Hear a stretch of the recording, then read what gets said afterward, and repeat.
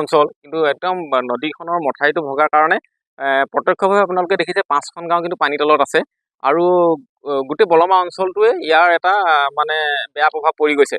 গতিকেলৈ যোৱা নিশা প্ৰায় ৰাতি 12টা 12:30 বজাত যেতিয়া আমি গম পালোঁ যে নদীৰ মথাউৰি ভাগিলে, আমি গাঁৱৰ ৰাইজ মানে উঠিলোঁ, হাড়ে গোটেই চালোঁ, কাৰোবাৰ ঘৰ ভিতৰত সোমাইছে, কাৰোবাৰ গোহালিতে গৰু মানে যেন তেনে বাচিছে, কাৰোবাৰ ছাগলী মৰিছে, কাৰোবাৰ কুকুৰা মৰিছে। এইখিনি আমাৰ আমি কৃষক বা আমি গাঁৱৰ ৰাইজে সমাধান কৰি ল'ব পৰা সমস্যা। কিন্তু আমি এটা বস্তু সমাধান কৰি ল'ব নোৱাৰোঁ, সেইটো হৈছে কি আমাৰ নদীখনৰ নদী বান্ধটো, কাৰণ আমি ৰাইজে লাগিও তাত মাৰিব নোৱাৰোঁ।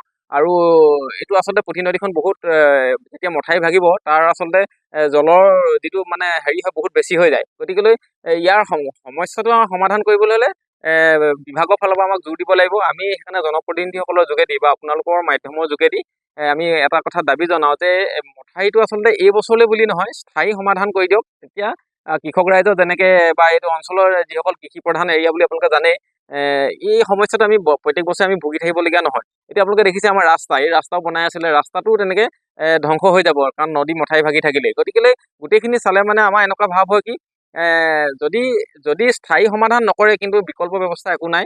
কৃষি কৰি খাব নোৱাৰিব কৃষকসকলে, বা কৃষক নহ'লেও ৰাস্তা পদূলি যেতিয়া যাতায়াতৰ যেতিয়া সুচল নহ'ব, তেতিয়া সেই অঞ্চলটো আচলতে একেবাৰে দুৰ্বল হৈ থাকিব। গতিকে মই বিভাগক বা জনপ্ৰতিনিধিসকলৰ যোগেদি মই এটা কথা আপোনালোকৰ মাধ্যমৰ যোগেদি তেওঁলোকক অৱগত কৰিব বিচাৰিছোঁ, দাবী জনাব বিচাৰিছোঁ আৰু প্ৰতিবাদ ভাষাৰে প্ৰতিবাদ কৰিব বিচাৰিছোঁ যে তেওঁলোকে এই সমস্যাবিলাক সমাধান কৰি ৰাইজৰ সেৱক হিচাপে নিজকে পৰিচয় দিয়ক। গতিকে মই কথাখিনি এনেকৈ ক'বলৈ বিচাৰিলোঁ। হয়।